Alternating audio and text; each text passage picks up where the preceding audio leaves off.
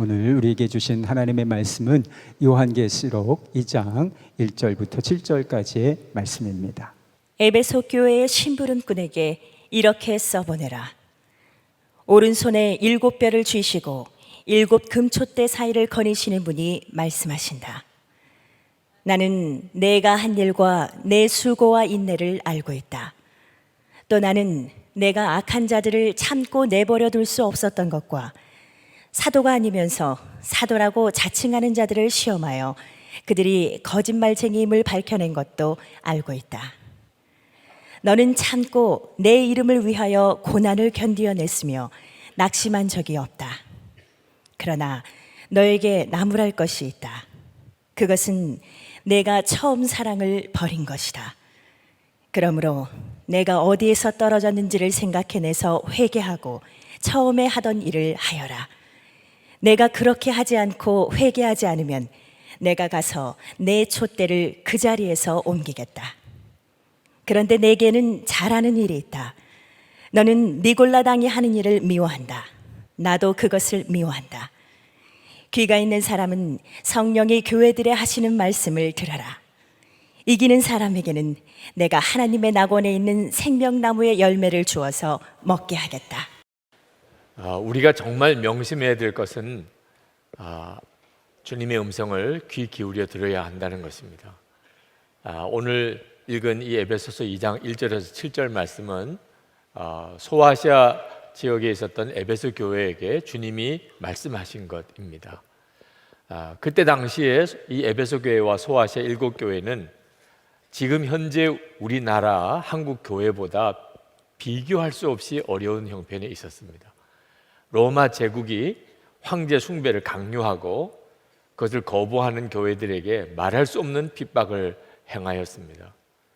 그리고 수많은 헬라의 종교들, 그리고 일어나는 이단들, 그로 인해서 믿음을 지키기 위해서 핍박을 당해야 되느냐, 아니면 평안을 위해서 타협을 해야 되느냐 하는 아주 심각한 기로에 서 있었습니다. 그때 우리 주님이 에베소 교회부터 시작해서 말씀을 주시기 시작을 한 겁니다. 주님이 말씀하셨다는 것은 정말 놀라운 일입니다. 2절 말씀에 보면 이렇게 말씀합니다. 나는 내가 한 일과 내 수고와 내 인내를 알고 있다. 그 핍박당하고 어려움 당하는 처지에 있었던 에베소 교회에게 주님 주신 말씀이 내가 다 보았다. 내가 다 알고 있다. 한편으로 얼마나 감사한 일입니까? 또 한편으로는 정말 두려운 일이기도 하죠. 주님이 다 알고 계세요. 여러분, 우리 자신 또 우리 교회도 동일하게 주님이 다 보고 계세요. 우리가 했던 말, 우리가 했던 행동 다 주님이 아세요.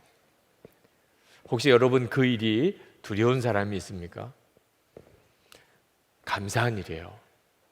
만약에 주님이 보시지 않으신다면 그럼 어떻게 하지요? 내가 뭘 하는지, 내가 어떻게 사는지 주님이 전혀 보고 계시지 않다면 그럼 버림받은 사람이잖아요. 소아시아 교회는 칭찬도 들었고 책망도 들었습니다. 이제 읽어가시면 알겠지만 무서운 책망도 받았어요. 그러나 칭찬을 받았느냐 책망을 받았느냐를 떠나서 주님께서 말씀하셨다는 게 훨씬 중요한 일입니다. 주님이 말씀하신 거면 아직 주님이 버리지 않았다는 뜻이죠. 칭찬도 주님의 사랑이고 책망도 애끓는 주님의 사랑입니다. 우리에게 있어서 소중한 것이 무엇이지요? 주님이 말씀해 주시는 것을 듣는 것입니다. 나를 버리지 않으셨고 나와 함께 하신다면, 정말 우리와 같이 계시는 주님이시라면 말씀하실 거죠. 반드시 오늘 이 시간에도 여러분에게 주시는 주님의 음성을 들으실 수 있게 되기를 축복합니다. 우리는 오늘 이 에베소 교회에 주시는 말씀을 통해서도 우리에게 주시는 말씀을 듣게 됩니다. 주님이 그렇게 말씀하셨어요. 7절에 보면 귀가 있는 사람은 성령이 교회들이 하시는 말씀을 들어라. 에베소 교회에 주신 말씀이지만 교회들에게 주시는 말씀을 들으라. 귀가 있는 사람은. 그래서 오늘 이 시간 우리는 에베소 교회에 주시는 주님의 말씀을 통해서 우리 자신에게 주시는 주님의 말씀을 듣는 것입니다. 아마 오늘 그 말씀을 들으시는 분들이 많으실 겁니다. 아, 오늘 나에게 주시는 말씀이야. 여러분에게 그런 마음이 있다면 주님이 여러분에게 말씀하신 것입니다. 1절 말씀에 보면 예수님을 가리켜서 오른손에 7뼈를 쥐고 7 금초대 사이를 거니시는 분이라는 말씀이 나옵니다. 예수님은 소아시아 7교회를 포기하지 않으셨다, 떠나지 않으셨다, 그런 뜻입니다. 여기 7뼈가 7 금초대가 뭔지에 대해서는 앞장에 요한계시록 1장 20절에서 해석을 해주고 있습니다.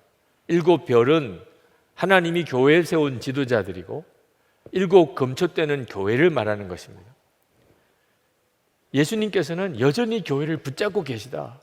환난을 당하고 핍박을 당하고 또 무너지는 것처럼 보이지만 그 소아시아의 7교회를 예수님이 붙잡고 계시다, 그런 뜻입니다. 제 마음에 특별하게 와닿은 구절이 7 금초대 사이를 거니신다고 하신 것입니다. 예수님은 우리와 함께 계시는, 그저 막연하게 우리 가운데 임재하고 계시는 분이 아니십니다. 예수님이 우리와 함께 계시다는 것은 그저 교리적인 지식이 아닙니다. 예수님은 우리와 함께 계시지만 동시에 거니시는 분이십니다. 그 말은 예수님은 무언가 일하시는 분이라는, 주님은 무언가 역사하시는 분이라는 것입니다. 지금도 우리가 예배 드릴 때 예수님은 팔짱 끼고 우리가 예배 드리는 걸 가만히 지켜보고 계시는 분이 아니십니다. 이 예배 드리는 이 시간에도 여러분 사이를 거니시면서 여러분에게 말씀하시고 여러분을 터치하시고 여러분을 일으키시고 그리고 여러분의 삶 속에 우리 교회 안에 하나님의 역사를 행하시는 주님이시라는 것입니다. 저는 지난 주간에 부산 수영로교회에서 열린 어머니 금식 기도에 설교를 하고 왔습니다. 그 예배당에 사람이 들어갈 수 없을 정도로 여자 성도들이 꽉 찼습니다.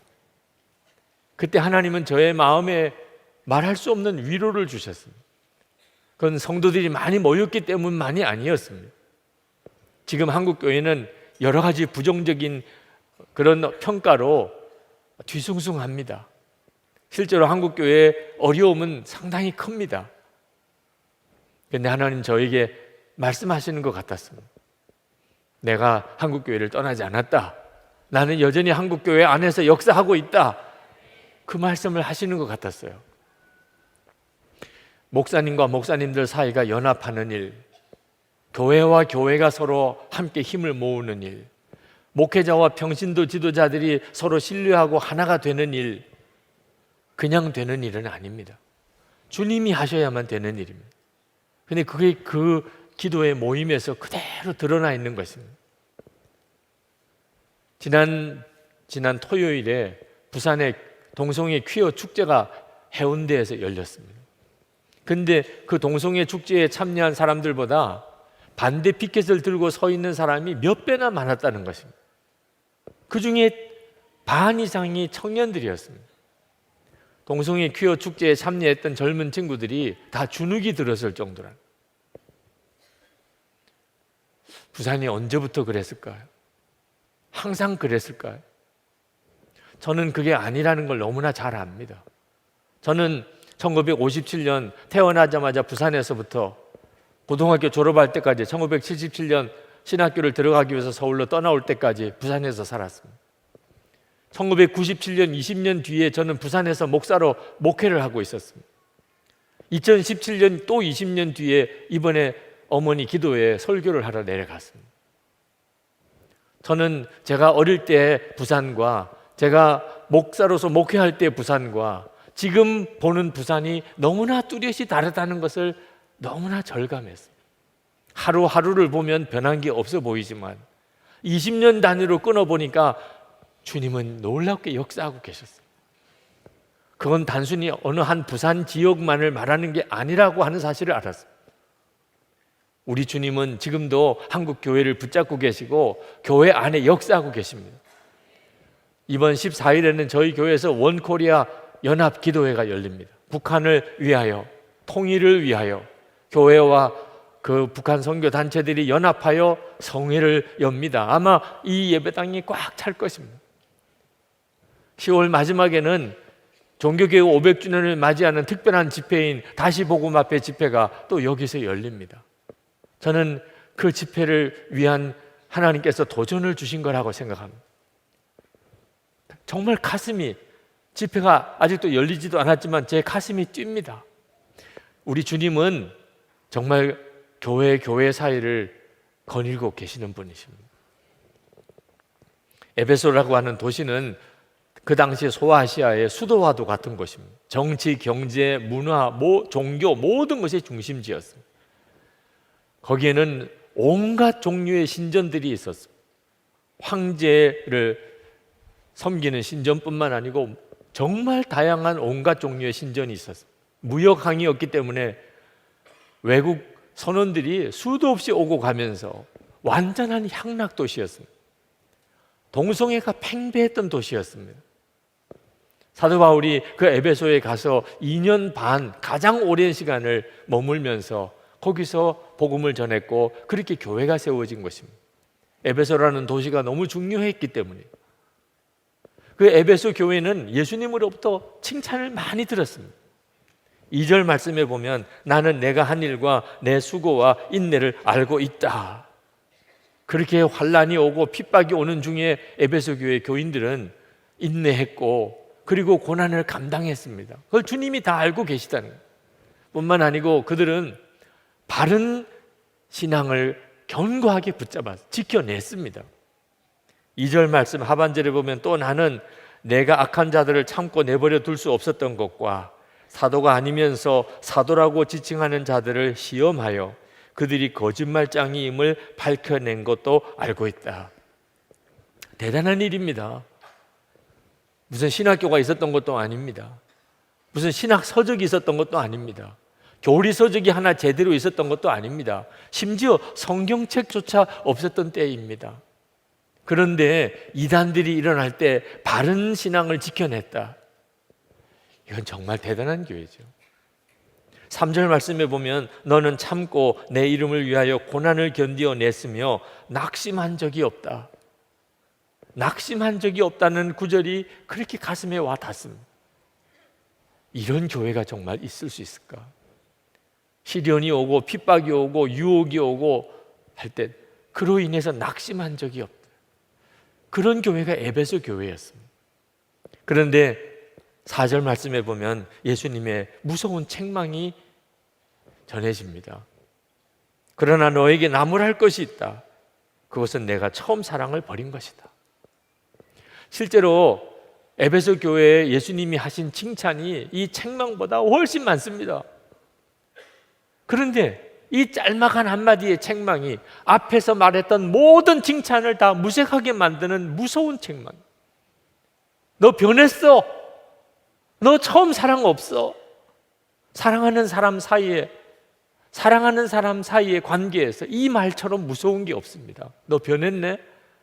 너 그때 그 사랑이 아니네? 5절 말씀에 보면 회개하지 않으면 촛대를 옮기겠다고 그러셨어요. 촛대를 옮긴다는 건 성령을 거두신다는 거죠. 살았으나 죽은 교회가 되는 겁니다. 마음의 충격이 옵니다. 그렇게 환난을 이기고 유혹을 이기고 그리고 올바른 신앙을 견고하게 지켜낸 그런 교회가 사랑이 없다는 평가를 받을 수 있구나. 촛대를 옮길 것이라고 하는 경고를 받을 수 있구나. 그게 두려운 거예요. 우리가 나름대로 신앙생활 열심히 한다고 하지만 주님 보시는 눈에 우리는 어떻게 보일까요? 사랑이에요. 처음 사랑. 에베소 교회가 왜 이런 교회가 됐을까요? 많은 학자들이 이단들과 싸우느라고 그렇게 됐을 거라고 추측합니다. 아마 그랬을 거예요. 이단들과 싸우다 보면 사랑이 어느 순간에 내 마음에서 떠나게 될 수 있습니다. 저 사람 이단 아니야? 자꾸 서로를 그런 눈으로 보기 시작하고 이단이다 아니다 서로 논쟁하기 시작하다 보면 그러면 마음속에 사랑이 어느 순간에 사라질 수 있는 거죠. 지금도 지금도 옳고 그른 거 따지다가 정작 사랑을 잃어버린 이들이 많습니다. 악한 자를 구별해내야 되고, 정말 거짓 선지자 속으면 안 되고, 세상이 교회 안에 들어오면 큰일 나죠. 어떻든지 올바른 길로 가야 되고 바른 신앙을 지켜야 하는 게 당연한 일입니다. 이건 너무너무 중요합니다. 그러나 그렇게 하느라고 사랑을 잃어버렸다면, 그러면 완전히 바보 같은 일이 되어버려요. 여러분, 정말 명심해야 합니다. 올바르게 살아야 되고, 정말 죄는 무슨 일이 있어도 다 거둬져야 돼요. 세상이 교회 안에 들어오면 안 됩니다. 옳고 그른 것은 분명히 따질 때는 따져야 됩니다. 그러나 사랑 잃어버리면 다 잃어버렸다는 거예요. 그게 주님께서 에베소 교회에 주신 말씀입니다. 에베소 교회 교인들은 하나님 앞에 항변할 게 많았을 겁니다. 하나님, 우리가 괜히 이렇게 됐겠습니까? 지금 이 환난과 핍박을 보십시오. 일어나고 있는 저 많은 이단들을 보십시오. 우리가 괜히 이렇게 메말랐겠냐 말이에요. 그러나 우리 주님은 단호하세요. 그런 핑계야, 그런 항변, 우리 주님은 한마디로 잘라 말씀하셨어요. 처음 사랑 잃어버렸다. 그걸 끝이에요. 그러므로 여러분의 마음속에 만약에 내가 사랑 잃어버리면, 그러면 그 나머지 신앙생활 아무리 잘한다고 해봐야 아무 소용이 없음을 깨달으셔야 돼요. 제가 부산에서 목회할 때 IMF 사태가 벌어졌어요. 그때 얼마나 노숙인들이 많이 생겼는지 모릅니다. 저희 교회가 부산역 근처에 있었기 때문에 부산역 갈 때마다 보는 것이 그 부산역 대합실에 노숙인들이 꽉 차 있었습니다. 그분들이 가지고 있는 애로사항이 아침 식사를 할 수가 없다는 거예요. 점심 저녁은 주는 데가 있는데 아침 주는 데가 없다는 거예요. 그래서 장로님들과 교인들과 의논했습니다. 이거 우리가 합시다. 그래서 그때부터 노숙인들 아침 식사를 교회에서 준비해서 오시는 분들에게 대접을 해드렸습니다. 얼마나 많은 분들이 오시는지 새벽기도 끝나고 나와보면 교회 로비에 그때부터 벌써 노숙인들이 쭉 자리에 앉아 있습니다. 아침 식사를 기다리는 거죠. 근데 어느 날 교회에 도둑이 들었습니다. 새벽기도 가려고 나와 보니까 교회 사무실 문짝이 뜯어지고 캐비넷, 서랍 다 뒤집어졌습니다. 사무실에 있었던 여러 비품들 다 가져갔습니다. 그 모습을 보고 마음에 어떤 생각이 들었냐면, 이거 노숙인들이 이렇게 한 거 아니야? 하도 그 노숙인들이 교회에 자주 많이 오니까 마음속에 섭섭한 마음이 들어요. 우리는 이렇게 아침밥까지 해서 이렇게 드리는데 어떻게 그럴 수 있을까? 또 한편으로 교인들이 이 일로 인해서 얼마나 말이 많을까? 그런 생각이 들어요. 노숙인들 아침 식사 대접하는 것을 모든 교인이 다 좋아하는 건 아니었어요. 어떤 교인들은 상당히 싫어하는 내색이 뚜렷했고 어떤 교인들은 걱정을 하기도 했습니다. 이렇게 노숙인들이 교회에 많이 와 있으면 전도해서 새 가족이 오기가 어렵지 않겠느냐, 그런 분들도 있었어요. 이제 교회에 도둑 맞았다 그러면 얼마나 말들은 또 많을까. 새벽에 기도하는데 마음이 너무 힘들어요. 하나님, 잘하느라고 애를 썼는데 왜 이 교회에 이런 어려움이 생깁니까? 저 노숙인들을 어떻게 해야 됩니까? 계속 급식을 해야 됩니까? 근데 그때 하나님께서 제 마음에 불현듯 깨닫게 하셨어요. 진짜 도둑은 제 마음속에 있다. 교회 안에 도둑이 들었어요. 교회 중요한 비품들도 다 가져갔습니다. 그러나 그보다 비교할 수 없이 무서운 도둑이 교회 담임 목사인 제 마음속에 들어와 있는 거예요. 사랑을 도둑질해 가는 거예요. 제 마음속에 사람에 대한 신뢰와 사랑을 도둑질해 가는 거예요. 노숙인들이 그랬다는 증거도 없어요. 그런데도 제 마음속에는 그냥 그렇게 단정하고 있는 거예요. 그동안 잘 섬기긴 했죠. 근데 제 마음속에 이제 그 마음이 떠나가 버렸어요. 큰일 났구나. 진짜 도둑은 내 마음속에 지금 들어와 있구나. 하나님 앞에 얼마나 그 새벽에 회개했는지 모릅니다. 그런 생각을 했다는 것 자체가 너무나 죄스럽더라고요. 그렇게 울고 회개하고 새벽기도 끝나고 나오는데 교회 로비에 그런 사정을 아는지 모르는지 노숙인들이 여전히 쫙 둘러앉아 계셔요. 인사를 드렸는데 어느 한 분이 저에게 다가오시더니 비가 와서 발이 다 젖었는데 양말을 하나 얻을 수 없느냐는 거예요. 그 새벽에 양말을 어디서 가져와요? 집에 가서 가져와야 될까 생각하다가 너무 급하시면 제가 새벽기도 올 때 신은 새 양말이긴 한데 이 양말이라도 벗어드릴까요? 그렇게라도 해달라.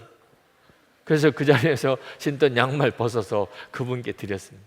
만약에 제 마음속에 하나님께서 먼저 이렇게 다루지 않으셨다면 아마 결코 그렇게 못했을 거예요. 우리는 손양원 목사님을 참 존경하고 사랑합니다.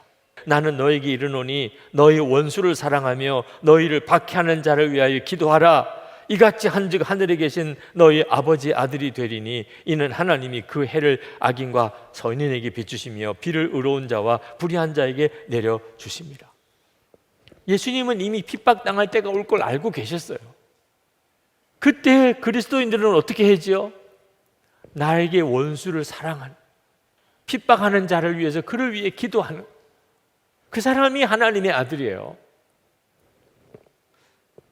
978만 명의 기독교인이 한국에 있다고 말합니다. 978만 명의 기독교인이 손양원 목사님과 같은 믿음, 손양원 목사님과 같은 사랑으로 산다면 한국이 뒤집어지지요. 이 한국을 뒤집는 일은 결국 저와 여러분에게 달려있는 것입니다. 선한목자교회가 출석 교인 수가 3,000명이 넘어설 때쯤, 그때쯤입니다. 교회는 계속 날로 성장하고 있었어요. 그때 당시에 우리의 가장 중요한 현안은 이 교회 건축비 부채를 어떻게 상환하느냐, 그리고 이 예배당을 도대체 어떻게 사람으로 채우느냐, 그게 가장 중요한 현안이었어요. 그런데 하나님이 교회를 점점 좋은 소문이 나게 하시면서 예배당이 차가고 있는 겁니다. 아주 좋은 거죠. 그런데 마음에는 두려운 마음이 임했어요. 무언가가 잘못되고 있는 것 같아요. 왜 이럴까? 모든 것은 다 지표가 좋아요. 예배 때마다 새 가족들이 많이 옵니다. 그런데 왜 이렇게 불안하죠? 그때 켄 블렌차드가 쓴 사랑으로 소문난 교회라는 책을 읽었습니다. 충격을 받았습니다.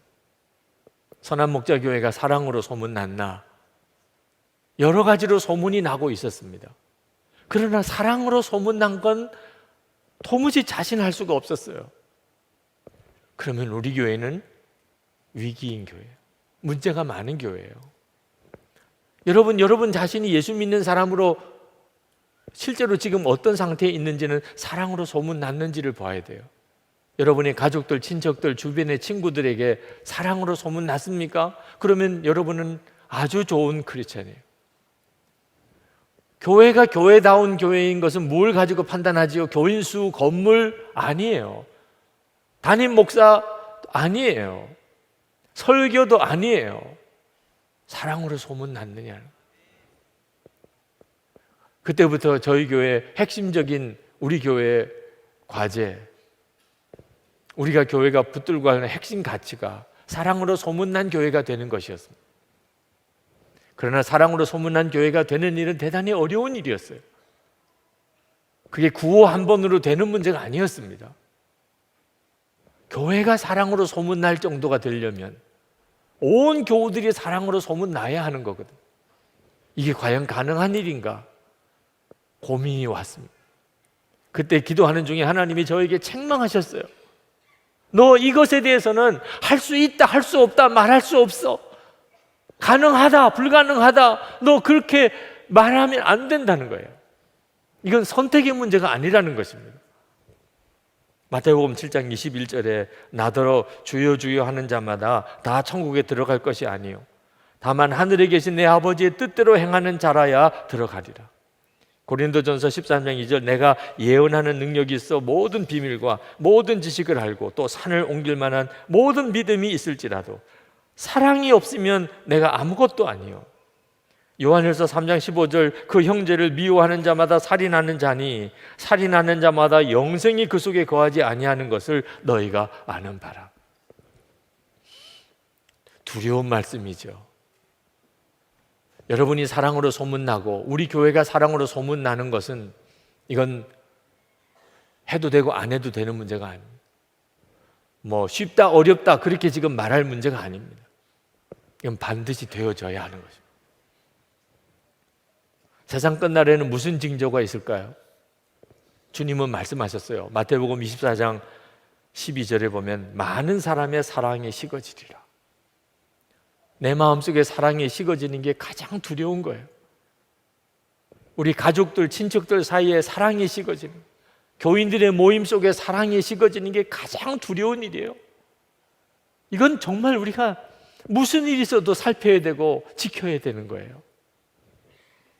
혹시 여러분 마음에 처음 사랑 잃어버리지 않았습니까? 어느 순간에 내 말이 자꾸 거칠어지고 자꾸 이 사람 저 사람에 대해서 원망하는 말만 나오고 내 얼굴에 웃음이 사라졌어요. 큰일 난 겁니다. 사랑이 있는 사람은 그럴 수가 없거든요. 아, 내게 처음 사랑이 없구나. 이거 깨닫는 것만 가지고도 대단한 일입니다. 내게 처음 사랑이 없구나. 그래야 회개도 하고 돌이킬 수도 있잖아요. 예수님께서 에베소 교회에게 내린 처방이 무엇이냐? 5절 말씀에 내가 어디에서 떨어졌는지를 생각해내서 회개하고 처음에 하던 일을 하여라. 처음 우리가 주님을 만났을 때, 처음 십자가 복음을 깨달았을 때, 처음 성령의 체험을 했을 때, 그때 생각해 보세요. 그때 여러분 어떠셨어요? 세상의 모든 것을 다 가진 것 같고, 예수님 정말 저 충분합니다. 받은 은혜 충분합니다. 내 생명을 달라고 그래도 주님께 드릴 수 있을 것 같아요. 그게 처음 사랑이에요. 근데 어느 순간에 다 마음이 식어버렸어요. 원망도 불평도 많고 남하고 비교하고, 그리고 사람들에게 이 사람 저 사람 다 마음에 안 들고 나도 모르게 자꾸 말이 거친 말이 나온다면 이유는 하나지요. 사람 때문에, 환경 때문이 아닙니다. 내 마음속에 처음 사랑이 사라져버린 거예요. 반드시 되찾아야 돼요. 한국 교회사를 보면 1907년에 평양에 강력한 성령이 임했지만 이미 그 전에 여러 곳에서 부흥이 일어나고 있었음을 알 수 있습니다. 그러다가 1907년 평양에서 아주 강하게 성령의 역사가 임했던 거죠. 그 중에 하나가 황해도에 있는 소래교회입니다. 그 소래교회는 선교사님이 와서 개척한 교회도 아니고 그저 우리 한국 사람들이 복음을 받아들이고 그곳에 예배당을 만들고 교회가 된 거죠. 그런데 선교사님이 한 분이 그 소래교회를 정기적으로 방문해서 도왔습니다. 캐나다 선교사였던 말콤 펜윅이라고 하는 선교사님입니다. 그분이 1896년 말에 소래교회를 방문해서 집회를 했습니다. 한 300명의 교인들이 모였습니다. 찬송하고 기도하고 그렇게 집회가 진행이 되는데 이 펜윅 선교사님이 지난번과 다르다는 걸 느꼈어요. 그래서 예배가 끝나고 난 다음에 그 교회 지도자 한 분을 불렀습니다. 오늘 함께 예배 드리면서 집회하면서 하나님이 함께 하시지 않는다고 당신도 느끼셨죠? 하나님이 함께 하시는 것 같지 않아요? 분명히 같이 뜨겁게 찬송했고 뜨겁게 기도했고 많이 모이기는 했는데 하나님이 함께 하시는 것 같지가 않아요. 지난번 모임과 분명히 달라요. 이런 경우는 이유가 하나밖에 없습니다. 서로 미워하는 두 사람의 성도만 있어도 하나님은 역사하실 수가 없습니다. 그러니까 그 교회 지도자 되시는 분이 무릎을 꿇고 울기 시작했어요. 선교사님, 솔직히 지금 제 마음속에 우리 교인 중에 미운 사람이 두 사람이 있습니다. 그 사람을 미워하고 있었습니다. 선교사님이 그분에게 말했어요. 이걸 하나님 앞에서 회개하고 돌이키기를 원하지 않습니까? 그렇게 하고 싶다 그래요. 그러면 우리 하나님께 회개하고 기도합시다. 그분이 하나님 앞에 나가 회개하고 기도할 때 선교사님들 옆에서 같이 무릎을 꿇고 눈물로 같이 기도했습니다. 그리고는 그 길로 가서 미워하던 사람 집을 찾아갔습니다. 그리고 용서를 구했어요. 그리고 화해했습니다. 그 다음 주일에 하나님 앞에서 회개하고 정결함을 받은 이분이 교인들 앞에 고백했습니다. 제가 그동안 아무개와 미워하는 관계에 있었습니다. 그러나 제가 그분을 찾아가서 용서를 구했고 그리고 우리가 화해했습니다. 눈물로 고백할 때 온 교인들이 눈물바다가 되는 회개가 터졌어요. 이게 소래교회의 부흥이 임했던 사건입니다. 여러분, 우리가 열심히 찬송하고 열심히 뜨겁게 기도하고 열심히 모여도 사랑이 없을 수 있어요. 미워하면서 판단하면서 관계는 깨어진 상태에서 그렇게 외적으로는 열심히 신앙생활 할 수 있다고요. 그러나 그렇게 되면 하나님 역사할 수 없어요. 야곱이 하나님을 만난 첫 만남이 베델 들판입니다. 그건 황량한 들판이었고 노숙하던 때예요. 근데 거기서 살아계신 하나님을 만나고 야곱이 벌떡 일어나서 하나님이 여기 계신 걸 내가 알지 못했구나. 그리고는 거기에 돌기둥을 세우고 그리고 하나님 앞에 서원 기도를 드렸습니다. 20년 뒤에 야곱이 다시 이제 고향으로 돌아올 때 하나님께서 야곱에게 너 베델로 올라오너라, 베델로 올라오라고 그랬어요. 왜 그랬을까요? 너 그때 그 믿음 아니네. 너 그때 베델에서 나에게 약속했던 그때 그 사랑 아니잖아. 다시 회복하라는 거죠. 예수님이 부활하신 다음에 제자들을 만났어요. 어디서 만나셨습니까? 천사들이 제자들에게 갈릴리로 가라고 그래서 갈릴리에서 만났어요. 아니, 다 제자들도 예루살렘에 있으니 그냥 예루살렘에서 만나시면 되잖아요. 근데 왜 예수님은 제자들을 굳이 갈릴리로 부르셨을까요?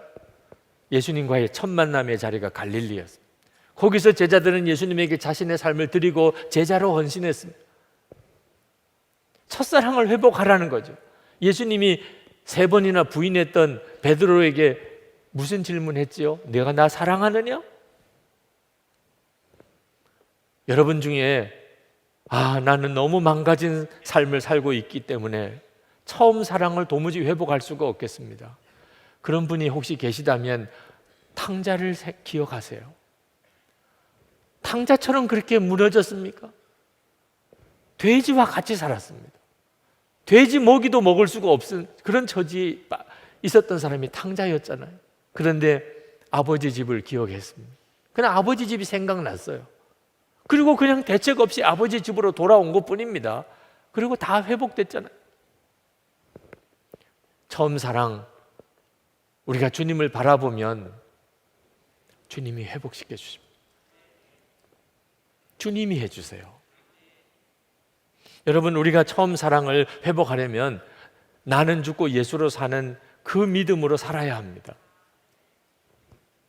나는 죽었다. 그러면 여러분 뭐하고 살겠어요? 나는 죽었다. 그럼 이제부터 뭐하고 살겠어요? 사랑만 하며 사는 거죠.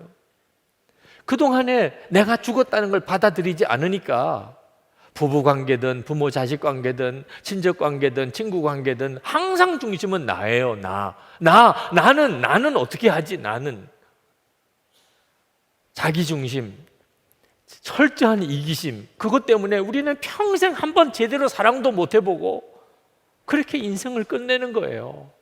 나를 사랑하는 그 사랑 때문에 한 번 제대로 사랑해야 될 사람 사랑도 못 해보고 진짜 사랑 주어보지도 못하고 그렇게 끝난다니까요. 근데 나는 죽었어요. 정말 뭐하고 살죠? 이제부터 사랑만 하며 사는 거죠. 오늘 이 성찬은 우리에게 처음 사랑을 회복시켜 주시는 참으로 귀한 은혜의 시간입니다. 왜냐하면 성찬 때 우리가 진짜 믿음으로 성찬을 받으면 사랑의 주님을 바라보게 됩니다. 에베소 교회 그렇게 믿음이 좋았고 환난도 핍박도 이겼던 그 교회가 왜 처음 사랑 잃어버렸을까요? 핍박하는 자 바라보고 살았기 때문에, 이단들 바라보고 살았기 때문에. 주님 바라보지 못하면, 어떤 이유가 됐든지 주님 바라보지 못하면 우리의 마음속에는 어느 순간 사랑은 다 떠납니다. 그런데 우리가 항상 주님을 바라보면, 사랑의 주님이세요. 그 주님이 나와 함께 계시는 것을 내가 계속 바라보면 말이 사랑이 되고 행동이 사랑이 됩니다. 성찬은 정말 기가 막힌 그런 은혜의 시간이에요. 여러분, 믿음으로 성찬을 받으셔야 돼요. 주님은 나와 함께 계시고 나와 한 몸이 되셨다. 이 믿음으로 떡과 포도즙을 먹고 마실 때 이건 말할 수 없는 은혜예요. 은혜의 확증이에요. 믿음 없이 받으면 그저 떡과 포도즙만 먹고 끝나는 것입니다. 오늘 이 시간 주님은 우리에게 처음 사랑을 회복하게 해주시기를 원하십니다. 성찬을 받을 때 그 은혜를 다 받으시기 바랍니다. 우리 같이 기도하시고 성찬을 받겠는데, 주여 제게 첫사랑의 눈을 뜨게 해주소서. 사랑의 주님을 바라보는 눈이 열리게 해주소서. 이제는 정말 사랑으로 주님과 동행하며 살게 해주옵소서. 우리 다 같이 동성으로 기도하겠습니다.